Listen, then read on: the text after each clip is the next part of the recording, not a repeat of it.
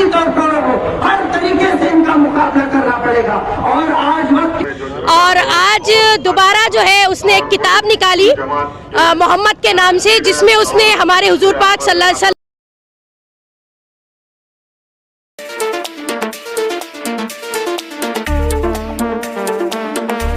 रियासत के यादगीर में मुसलमानों की जानिब से तौहीन रिसालत और त्रिपुरा फसादात के खिलाफ पुरजोर एहतजाजी मुजाहरा किया गया। इस मौके पर हुकूमत को अर्जदाश्त पेश की गई, जिसमें फ़िरका परस्त तंजीमों पर पाबंदी आयद करने का मुतालिबा किया गया। मलऊन वसीम रिजवी की शाया करदा किताब पर बैन लगाने और रिजवी को सख्त सज़ा दिए जाने का मुतालिबा भी किया गया। पेश है एक रिपोर्ट।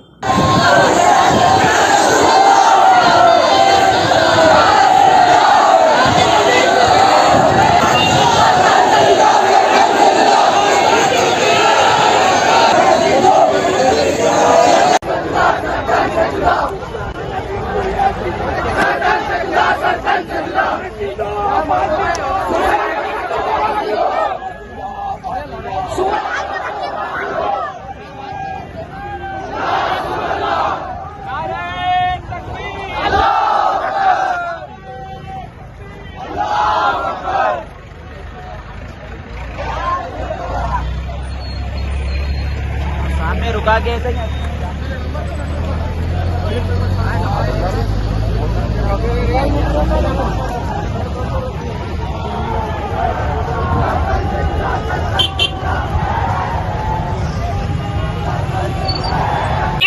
ही सजा। आज हम हुकूमत हिंद से कहना चाहते हैं, जिन लोगों के कटोरे में दूध डाल के तुम उनको पिला रहे हो, ये तुम्हारी खराबी का भी वक्त है और उनकी खराबी का भी वक्त है। और हुकूमत हिंद से हम ये कहना चाहते हैं, हम इस मुल्क के बाशिंदे हैं और यहाँ पे हमारा हक बराबरी का है। अगर ये तुम समझ रहे हो कि बार बार तुम इस तरह के सांपों को निकाल कर और इनसे कुछ बोल कर इस तरह के तुम माहौल के अंदर इंतशार फैला कर तुम अगर कामयाब होना चाह रहे हो, हम आपको कह देते हैं ये तुम्हारी तमाम तर कोशिशें नाकाम होने वाली।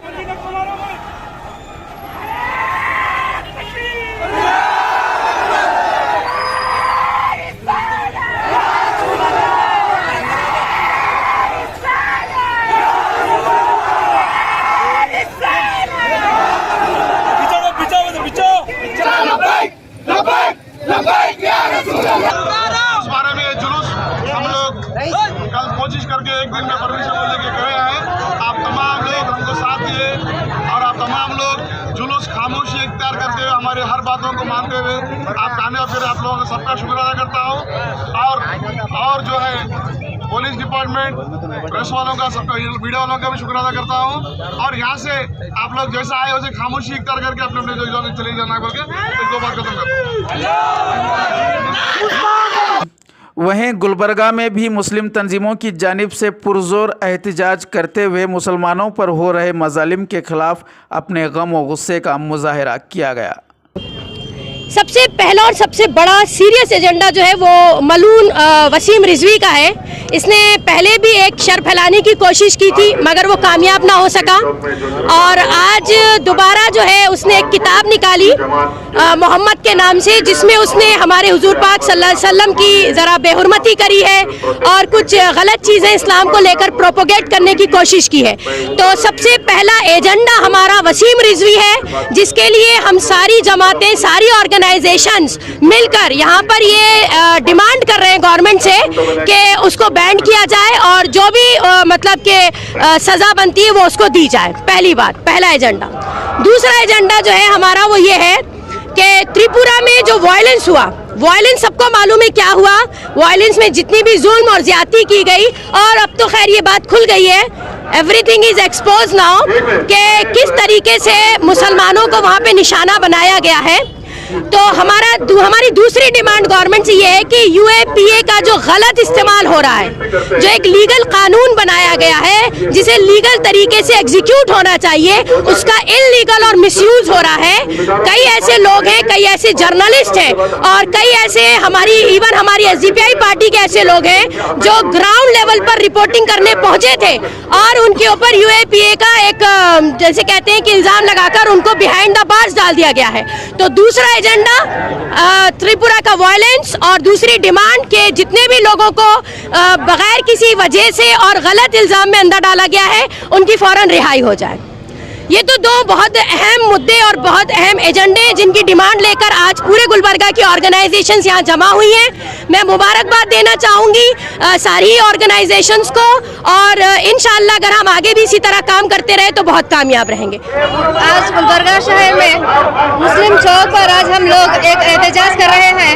ये यहाँ पर एहतजाज करने का मकसद ये है जो त्रिपुरा में हो रहे हैं वायलेंस उसको रोकने के लिए, और दूसरी बात जो वसीम रिजवी नामी दरिंदा जो नामर्द है हमेशा से मुसलमान के खिलाफ अपनी गंदी जबान से बोलते रहता है, क्योंकि वो बोलेंगे ना, क्योंकि एक इंटरव्यू में बड़ी शान से कहता है बट्टू लगाकर कि मैं मुसलमान, मुझे कहने पे अपने आप को गलत गाली फील होती है। तो पहले तो मैं मुस्लिम के घर में अपनी परवरिश हुई है, मुस्लिम के घर में तो बड़ा हुआ है, तो आज तक मुस्लिम के घर में तेरे प्रॉब्लम हो रही है अपने आप को मुसलमान कहने है, और तू ऐसा है जो हमारे मुसलमान के दुश्मन है, उसका गुलाम है, उसका दल्ला है, उसके तलवे चाटने वाला है।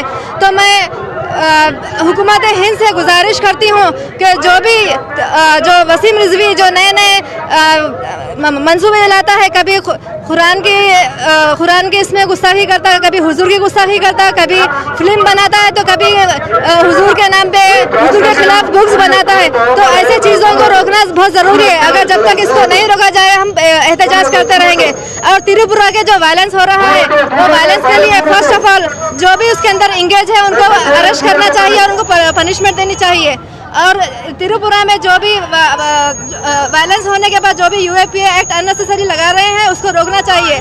अभी देखिए कंगना रनौत जो एक देशद्रोही की बात करती है, बोलती है 2014 के बाद हमारा हिंदुस्तान आज़ाद हुआ है, तो उसके ऊपर क्यों नहीं कहा जाता है? क्योंकि वो बेवड़ी है, उसको कुछ भी नहीं मालूम है। तो वैसे लोगों के ऊपर भी आप एक्शन लेना चाहिए। जब हम हमारे इंसाफ के लिए, हमारे मुसलमान के लिए हम आवाज़ उठाते हैं तो हमें यूएपीए एक्ट का एक्ट लगाते हैं। इसका बहुत बड़ा मिसयूज़ हो रहा है हमारे हिंदुस्तान में। तो मैं लास्ट में हुकूमत हिंद से अदबन गुजारिश करती हूँ कि आप जल्द से जल्द इन पर एक्शन लें। हमारे मुसलमानों पर लगातार यूएपीए इस्तेमाल किया जा रहा है, इसके खिलाफ हमें बोलना होगा। इसके खिलाफ सिर्फ एहतजाज नहीं चलेगा। एहतजाज करने से ये सियासी जो ताकतें हैं ये हमारे सामने नहीं झुकेंगी। हमें हर वो मसाइल पर, हर वो जगह पर, हर वो प्लेटफॉर्म के जरिए से इनका मुकाबला करना पड़ेगा, चाहे वो कल्चरली हो, चाहे वो सियासी तौर पर हो, चाहे वो समाजी तौर पर हो। हर तरीके से इनका मुकाबला करना पड़ेगा। और आज वक्त की जरूरत है। पुलिस हमारी बात नहीं सुनेगी, अदलिया हमारी बात नहीं सुनेगी, और इवन जो सियासी कायदीन है वो भी हमारी बात नहीं सुनेंगे जब तक खुद अपने आप को बचाने की कोशिश नहीं करोगे। खुद कॉन्स्टिट्यूशन ऑफ इंडिया कहता है जहाँ कहीं भी आपके ऊपर अत्याचार हो, जहाँ कहीं किसी इंडिविजुअल को मारने की कोशिश की जाए, तो आप अगर उसका दिफा नहीं करेंगे तो आपको कोई इंसाफ नहीं मिलेगा। तो यही बात कहते